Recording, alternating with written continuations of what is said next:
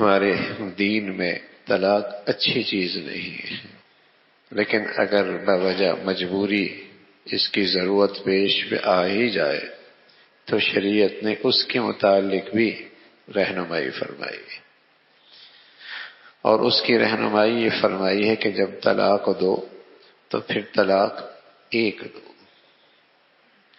اور عورت کو پاکی کی حالت میں دو، جب وہ ماہواری اس کی نہیں ہو رہی اور اس کا طہر کا وقت ہے، پاکی کا وقت ہے، اس وقت اسے ایک طلاق دو۔ لیکن کوئی شخص اگر شریعت کی ان ہدایات کی رعایت نہیں رکھتا، ایک کے بجائے 3 دے دیتا ہے، یا اس عورت کے حیض کی حالت میں، ناپاکی کی حالت میں دے دیتا ہے، طلاق تو پھر بھی ہو جاتی ہے، لیکن شریعت کی خلاف ورزی کر رہا۔ شریعت نے جو حدود اور رہنمائی فرمائی ہے اس میں کوتاہی کر رہا۔ تو اگر بوجہ مجبوری طلاق دینی ہی پڑے تو پھر فرمایا طہور میں دو، تاکہ اس عورت کے لیے آسانی ہو کہ 3 ماہواریاں جب اس کی عدت کی گزر جائیں تو وہ اس کی طلاق کو پوری ہو جائے گی۔ اور تمہارے پاس بھی موقع ہے کہ چاہو تو ایک کے بعد شاید تمہیں خیال آ جائے، اور شاید اسے اپنی کسی غلطی کا احساس ہو جائے،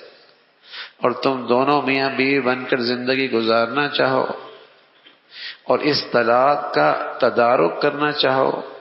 تو موقع ہے۔ 1 مہینہ ہے، 2 مہینے ہیں، 3 مہینے ہیں، کہیں ایسا نہ ہو کہ تم نے طلاق تو دی جوش میں اور شریعت کی ان حدود کا بھی خیال نہ رکھا اور سب اکٹھی دے دی، اب شرمندگی ہو رہی ہے، اب تدارک کی صورت بھی کوئی نہیں۔ تو اگر حالت مجبوری ہے اور کسی وجہ سے طلاق دینی ہی پڑ رہی ہے، گزارا دونوں کا مشکل ہو رہا ہے، تو شریعت نے اس کا بھی طریقہ بتایا ہے کہ طلاق دو اور اس انداز سے دو، اور پھر جب وہ عدت گزار رہی تو اس عدت کے دوران اس کی رہائش، اس کے کھانے پینے کا انتظام بھی مرد کے ذمے ہے، جیسے ایک بیوی کا ہوتا ہے، اسی کے ذمے ہے۔ اور ان حدود کا خیال رکھو گے تو تمہارا بھلا ہے۔ لیکن اگر کوتاہی کی اور طہر میں طلاق نہ دی اور حیض میں طلاق دے دی یا ساری طلاقیں اکٹھی دے دی، ظلم کیا، زیادتی کی اور اپنا نقصان کیا۔ اس لیے کہ اگر تم شریعت کے مطابق دیتے تمہارا بھلا تھا، ہو سکتا ہے اللہ رب العزت تمہارے دلوں میں کوئی اور خیال پیدا کر دیتا، اور ہو سکتا ہے تمہیں اپنی کسی غلطی پر احساس اور شرمندگی ہو جاتی،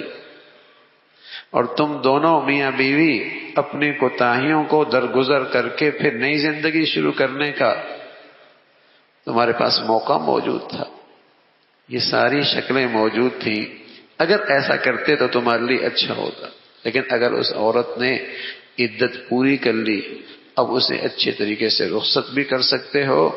اور چاہے تو اس عدت پورے ہونے سے پہلے رجوع بھی کر سکتے۔